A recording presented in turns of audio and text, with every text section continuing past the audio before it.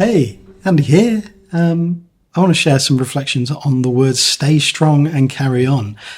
So this is part of a series or a bit of an exercise really that I'm doing, kind of developing journal prompts for myself around the theme of strength, which is the theme we're looking at in the Haven this month in January, as we do every year, we have done for the past 5 years, I think now.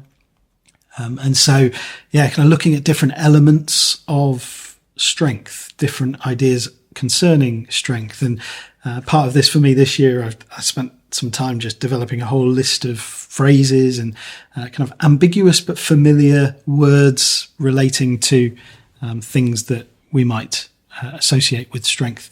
And so this idea, stay strong and carry on, came up as part of that. And so I just want to read what I wrote in response to it. I'm sure as I go along, I'll need to correct a few things because there's a rawness to it, and I'm deliberately leaving it quite raw and not editing or tidying it up before I share it, because I think I just want to get the ideas out there and to see what resonates, and then to tidy up from there, really. So one of the things I find really fascinating with this whole approach is to see how the idea evolves, to see how the train of thought goes, or where the train of thought goes from where you start to where you end up. And yes, as I say, without doing the editing, there's a lack at the moment of bringing it around, although maybe it does naturally come around to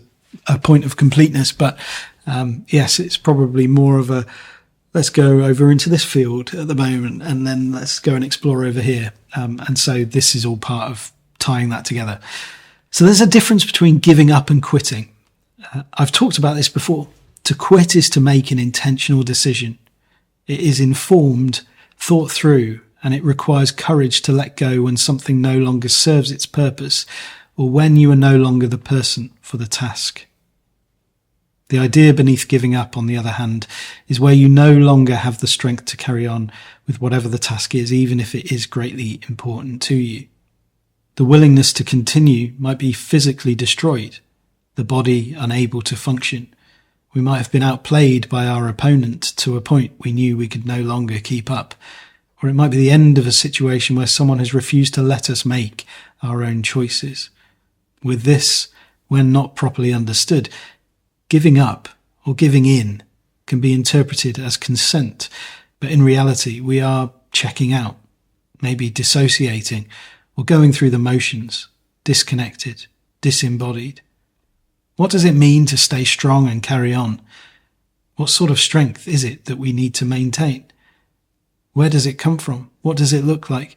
How can you possibly stay strong when the body is broken and you're limited by more than just your mindset? Strength isn't about force. For humans, it's not the preserve of the individual. It's not about domination and control. It's about resourcefulness, knowing what matters and why, and letting go of a drive for top-down compliance in favour of unity amidst disagreement. It's about rejecting the dominant narrative when it works to divide and conquer. It's about the whole being more than the sum of its parts.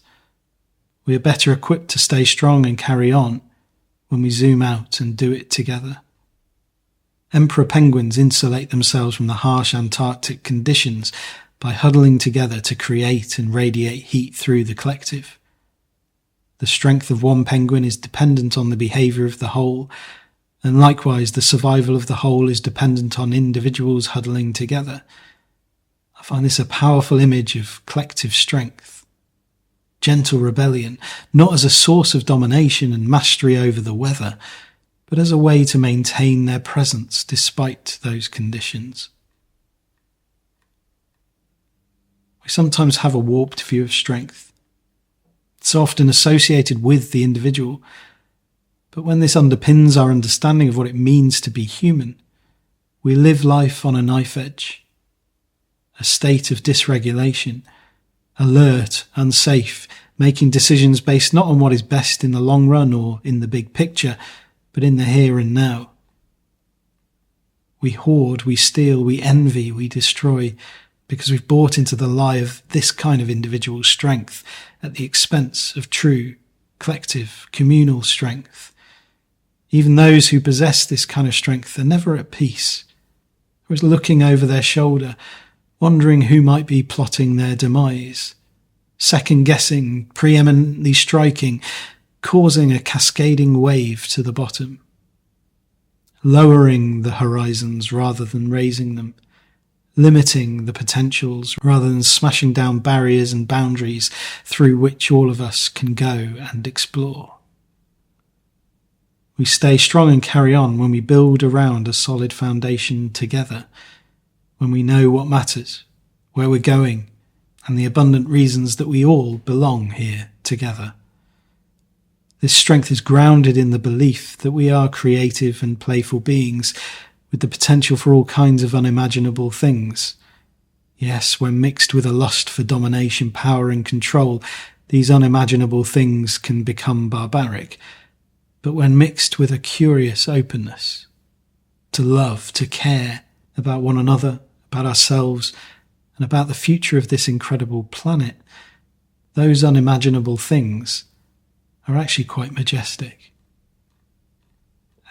So yes, January, the month of strength, those words, stay strong and carry on. I wonder what they bring for you. I'd love to hear, like, if you've got any comments based on that prompt itself or based on anything that I've just shared. Please do leave a comment. I'd love to hear your thoughts.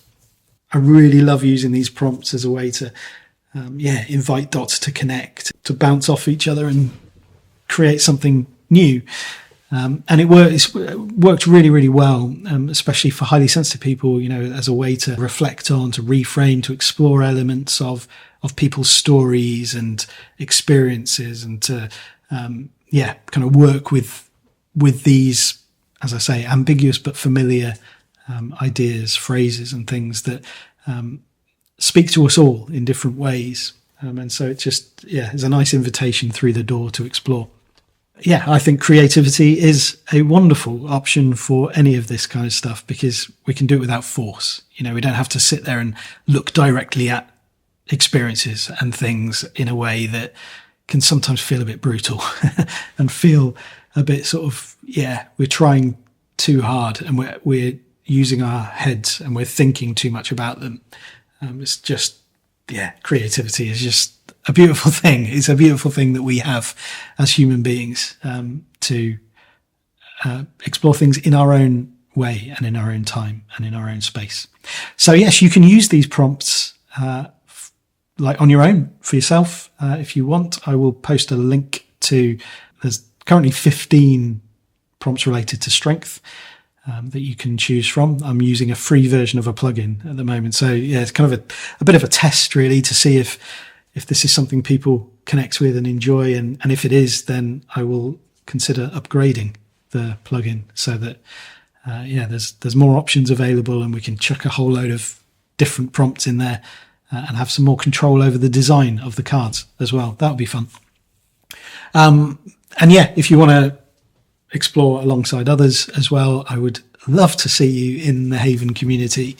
You can come and join us for a free month to try it out and to get a sense of whether or not it feels right for you at the moment. And I would welcome you with open arms. It'd be lovely to see you. All right, I will be back again for another one of these fairly soon, I would imagine, hopefully. So take care. I'll see you soon. Bye-bye.